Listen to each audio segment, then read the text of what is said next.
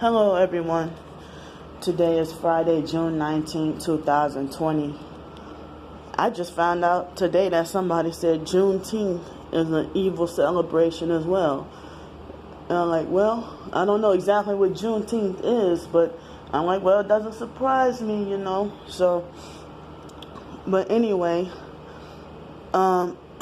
this video, I'm just going to talk about the idea of me being back on social media, something I thought I would never do. I promised myself I would never join Instagram and I would never get back on Facebook or Twitter.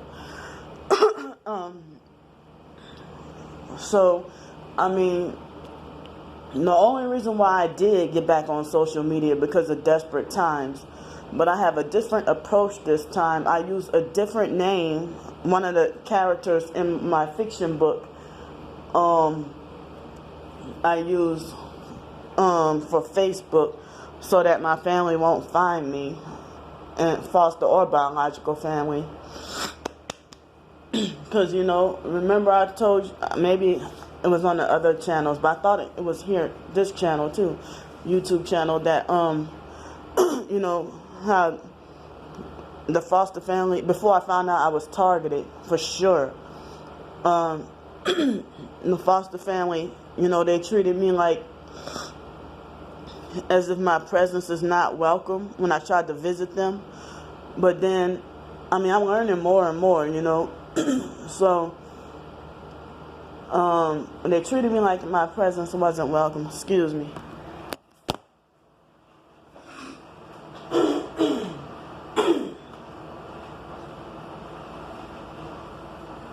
They treated me like my presence wasn't welcome, but then they'll stalk and spy on me online.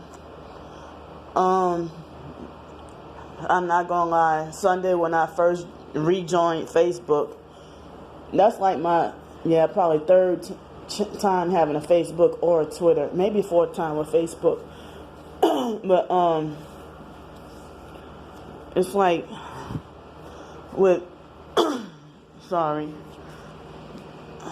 with, social media, I'm gonna do a different approach this time to not,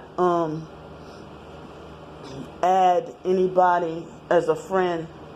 No, not put any family members, fake cult Bible class people, the spanking crafts, or people from the fake cult, kids I went to school with, or people who I knew in my past, who were my offenders or abusers, whoever. I think I probably can have a less depressing moment if I didn't, have them on my Facebook, Twitter, or Instagram. But I'm not gonna lie though, Sunday, I went to look up my twin sister's page and a few family members' page and a couple of the Craft family members' page and a couple of foster family members' pages. And it just made me feel that, that kind of feeling all over again. And it almost made me want to turn around and re-delete my Facebook. But due to the situation, I'm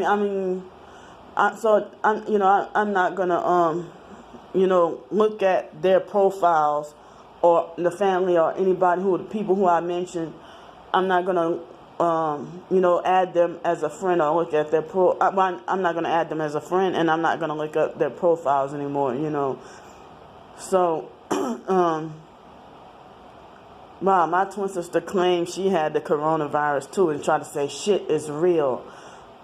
But, me and her would have had an argument if I would have told her, no, it's a cover-up for 5G, and if there is a such virus, it's man-made, and they did this on purpose. The government unleashed this on purpose. But my family called me crazy long before. They called me crazy long before me finding out the truth. Since a child, since my teenage years, they've been calling me crazy. So, they've been calling me crazy since my teenage years. But none of my family members outright, none of them ever called me a conspiracy theorist, though. Or they never said, shut up with the conspiracy theories or whatever. You know, but I could picture if I was still 14 and I knew what I know now, and we had access to social media. I know the Foster family, they already blocked me from using the internet and the computer and everything. So I wouldn't be able to I'll not be allowed to have my own cell phone. And I was wondering why the other kids got to have their own cell phone and got to go to the mall unsupervised. Even after I turned 18, the Foster family felt like we needed a chaperone or to be constantly monitored and watched. And as I said, the Kraft family, people from the Faith Cult Bible class, and everybody. I was 22 years old. They're still reporting back to her everything I did and said. Even if I lived out of state, they still go and report and stuff. And they do it to my twin sister too while she's perping me. You know. So the foster and biological family are narcissistic abusers that discarded me, but at the same time, like, they discarded me and decided to go no contact with me. But at the same time, you know, they act like they're secretly monitoring and surveillancing me.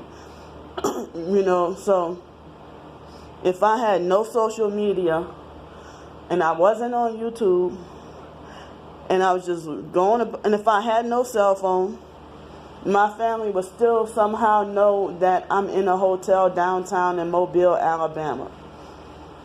I'm like, well, how do you know that if you're in Texas? If you're in Houston, Texas, how do you know that about me? You know, how do you know I just ate 2 bowls of cereal and an apple this morning for breakfast? But you didn't tell me, but everything you do or say is none of my business, and I wouldn't know what you're doing unless I see you in person or a video of you, or if I hear you on the phone, or if you tell me, you know. But certain family members and certain people act like as if they can tell me exactly every detail of my life or what I do all day. Like my twin sister be in Texas and I'm here. How the hell can she tell me what I do all day? And that's freaking creepy, even though we're twins. But I have no idea what she's doing, you know. But she knows, you know, she'll tell me, and the gay brother Mark, and the other brother, fake Krusty Pete, and a few other people know exactly what I did. But if I try to call them, they ignore my calls and text message, you know. I don't even know if they have my number blocked, but they persistently ignore me, you know. So, I mean, I nearly took my whole life. I attempted suicide because of family members and Facebook in 2010. That plus a lot of other stuff going on. Me finding out about the Illuminati and the New World Order, finding out I was in a cult, find out the reality of celebrities being abusive and mean, me trying to go back to college. Oh, I'm sorry, I said that too fast. Find out about too many celebrities being too abusive and mean, and then me going back to school, going back to college, and having to withdraw because of severe depression and being perped by, I didn't know it at the time, but being perped by the professors at school at University of North Texas. I took an online class and another class. I think I may have had 4 classes, and I was just too depressed to even go to school. And I went 2 months without eating at all. 2 months with no food, just too depressed to eat. And then one day, I went in the hot laundry room doing laundry in the apartment complex, and I don't even know if I was gonna drop dead from starvation, but I felt this, one of the worst feelings, like as if my soul was about to leave my body. and I just fell to the ground, like as if I passed out. No, I didn't pass out, but I like fainted or whatever. Fell to the ground and was weak and shaky, and it came at me all of a sudden with no warning. And then after that, I was eating like 2 pints. No, well, not pints. Was it those little pints? Yeah, 2 pints of Bluebell ice cream every day for 2 weeks. And so then one day my tooth was extremely loose, and my teeth started to get very loose. And then after that, I went back to eating again, like normal, and that was like in April of 2010. Then I found out about the Illuminati and the New World Order around July 2010, and I was just feeling nothing but just depressed, just so down and depressed, very depressed. Then I had my confirmation in like October or November about the IDMR being a cult. I freaking went crazy, kept trying to attempt suicide, and then the people, those 6 men rough-handled me in a mental hospital. They had this one lady ask me, "Why do you keep trying to kill yourself?" I'm like, "Well, why do you care? You're one of the perps. So, like, why do you, you ask me why I keep trying to kill myself, but then you're doing and saying stuff to provoke me, to make me mad enough to want to beat you with a chair, So, I just, and then I only have friends online with supposedly part of the Aaliyah group, Aaliyah fans, and I lost them as a friend. Like, everybody turned against me. Instead of being there more for me, everybody, turned against me, So, they had this gay guy. He was cool and nice, but he was an Aaliyah fan and a Sierra fan. I'm not going to say his name. I just say his first name is Conrad. And he's like, when I attempted suicide again after the abuse from the mental hospital, then he said, "Candy, stop it, damn it. You have so much to live for," So then he turned against me, So I think that I told myself that I'm going to minimize my time on Facebook, that I'll do Facebook and Instagram occasionally. But shucks, I've been like, can't get off of Twitter. Back then I used to call it shitter and fake book. And I call YouTube ShitTube. So I'm glad I have supportive people who care about me on Twitter, since I'm blacklisted from the TI community, at least on YouTube. Yeah, they don't want me around the TI, the elitist fake TI community. I figure I'd be all in this myself. And so, as I said, I felt like I had to get back on social media as an emergency situation. I'm learning a lot of information. I love to learn, and I'm learning a whole lot of information, so much news and information and stuff, so all because that, I probably wouldn't be in this predicament if Alex wouldn't have ran me out of Pensacola. And then, here with the pandemic and everything, you're not allowed to exist anywhere, and I'm just trying to stay out of jail in a mental institution. People gang stalking me worse here in Mobile than they did when I was in Pensacola. But I don't know if it's because I'm in a new place or if Alex really has something to do with this. He needs to die. I said it before. He needs to die and go to hell like right now. So I'm just having desperate measures to ask for help and assistance, with my situation. Because if I was still in Pensacola, I wouldn't be feeling that the police won't allow you to have a place.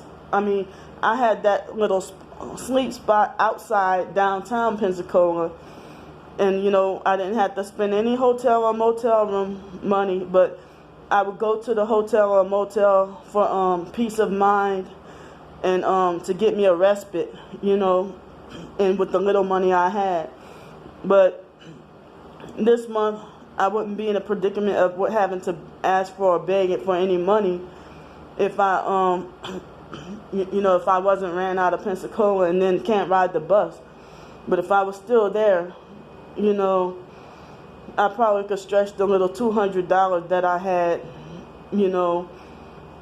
I probably could have stretched it at least until like 5 days before the month ended, and then have to panhandle on the streets.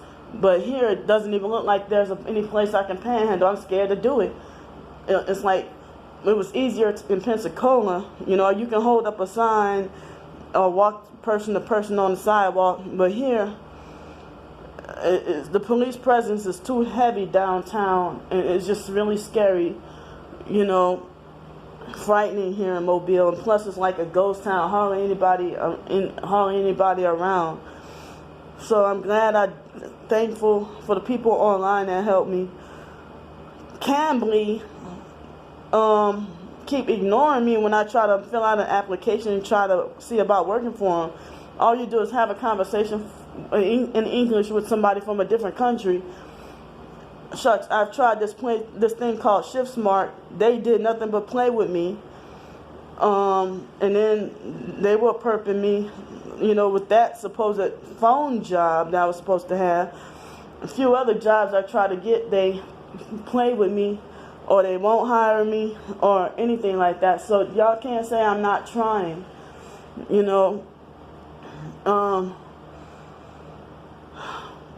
I'm glad. I guess I have on Twitter, it seems like a wider variety of people to network with.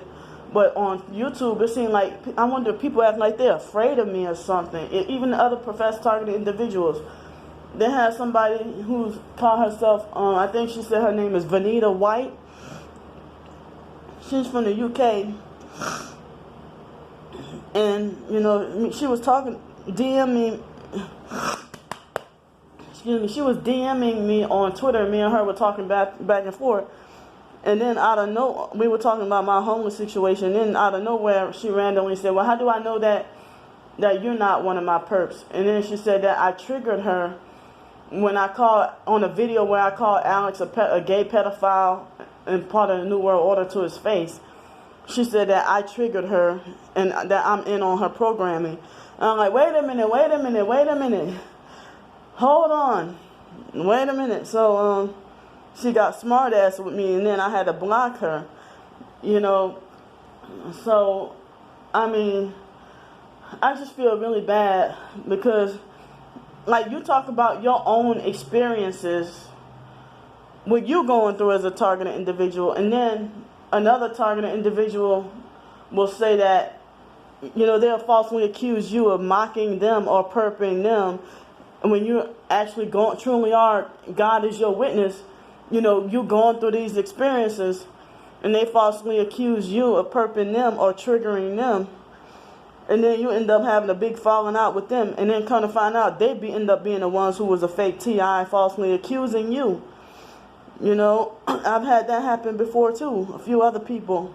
Like one time I told this lady that my phone was down to 22%.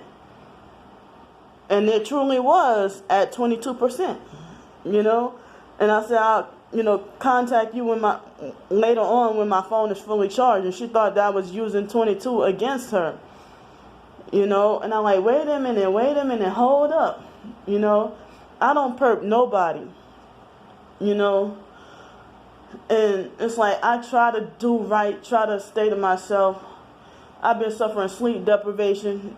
I'm glad. I'm surprised, I got a little bit more sleep last night, but still feel like I need more sleep. I'm feeling the pressure on my chest right now. So, I'm going to have to go since my storage space is running out, and I'm going to share this on YouTube and Facebook. So, I don't know how to embed a video like this on Instagram, but thanks for watching. I love y'all, and bye. And thanks for the help. And please reach out to more people to help me. Thanks. Bye.